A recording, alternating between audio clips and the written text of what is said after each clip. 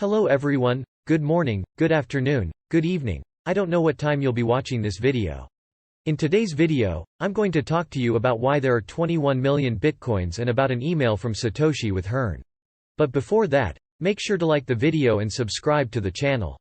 Bitcoin, why 21 million? Pragmatic numbers. The Bitcoin protocol has some numbers that we can call pragmatic.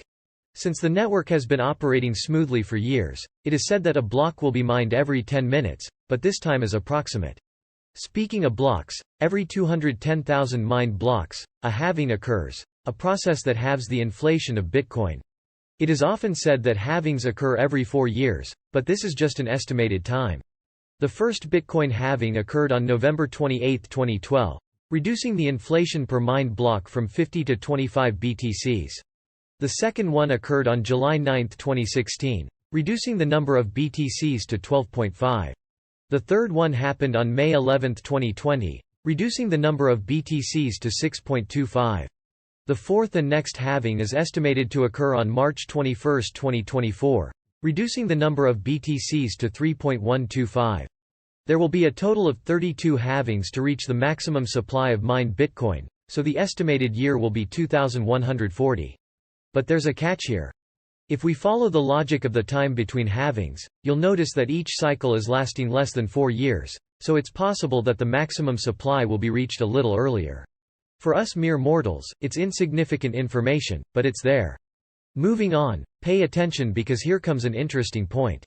With the halving reducing the block reward of BTC by half, at some point, specifically at the 32nd halving, starting from block 6,720,000, the reward per mined block will be only 1 Satoshi. Since the fractional unit Satoshi cannot be divided, there won't be a 33rd halving because it would not be possible to assign exactly 0.582 Satoshi as a reward. The point here is that if you divide the number 50 by 2, 32 times, it will result in an infinite number of decimal places, which means it won't form a whole number. 21 million. The notorious number representing the maximum supply of Bitcoin, which forms the basis of its resistance against the inflationary model of fiat currency, is 21 million. But as we just explained, this number won't be a nice round number. After the last Bitcoin halving, there will have been 20,999,999.9769 mined. So, there will be a shortage of 2.31 million Satoshis to reach the rounded value of 21 million BTCs. Alright, the number is insignificant enough not to be rounded, and we won't argue with those who say it's 21 million. Why 21 million bitcoins, Satoshi? In the Bitcoin white paper, Satoshi Nakamoto did not specify the total number of bitcoins that would be mined. This was one of the questions raised by technology enthusiasts at the time. One of these enthusiasts was Mike Hearn, a software developer and former Google employee who worked on Maps, Earth and Gmail's anti-spam. Hearn left Google in 2014 to dedicate himself to Bitcoin, but he was already familiar with the protocol from its early days.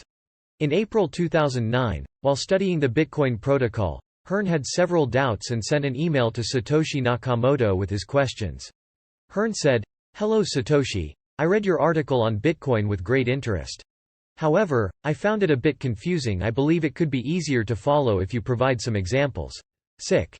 Among Hearn's doubts were, summarized, the composition of blocks, scalability in relation to the chain's hash, the amount of energy required for mining, the use of custom hardware to break the network, and transaction fees. And then came the question of why there would be a total of 24 million bitcoins. You read that right, Hearn imagined there would be 24 million bitcoins. So, Hearn asked Satoshi about the fractionalization of Bitcoin and its inflationary process, saying, "Where do these 24 million coins come from?" The email can be read. I'll leave the link in the comments. Finally, Hearn mentioned that he had many questions but said, "It's rare for me to come across truly revolutionary ideas." And Satoshi replied. First, Satoshi thanked Hearn for the questions and proceeded to answer the various inquiries. He briefly mentioned having time to create an FAQ to supplement the Bitcoin white paper, discussed scalability and compared it to the Visa payment network, talked about computational power, and mentioned Moore's law, predicting exponential growth for Bitcoin. Furthermore, he discussed the possibility of charging a transaction fee if the execution process of a node became too laborious and how this fee could be introduced to users.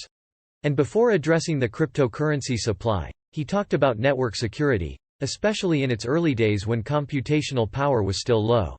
When discussing his choice for the number of coins and the distribution schedule, Satoshi said it was a guess and a difficult choice. I wanted to choose something that would make prices similar to existing currencies, but without knowing the future, that's very hard. I ended up choosing something in between. If Bitcoin remains a niche small enough, it'll be worth less per unit than existing currencies. If you imagine it being used for some fraction of world commerce, then there's only going to be 21 million coins for the whole world, so it would be worth much more per unit, Satoshi said. With this number 21, and Satoshi's comment that it will be worth less per unit than existing currencies, it's quite certain that Satoshi was referring to the supply of all existing fiat money in the world at the time, approximately $21 trillion. Probably this numerical similarity for a supposed monetary fractionalization led Satoshi to choose this number.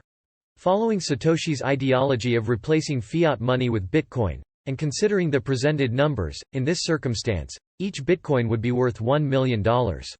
From a fractional perspective, if one Bitcoin were worth $1 million, each Satoshi would be worth 1 cent, the smaller fraction of the currency used in most commerce, with exceptions like fuel prices, for example.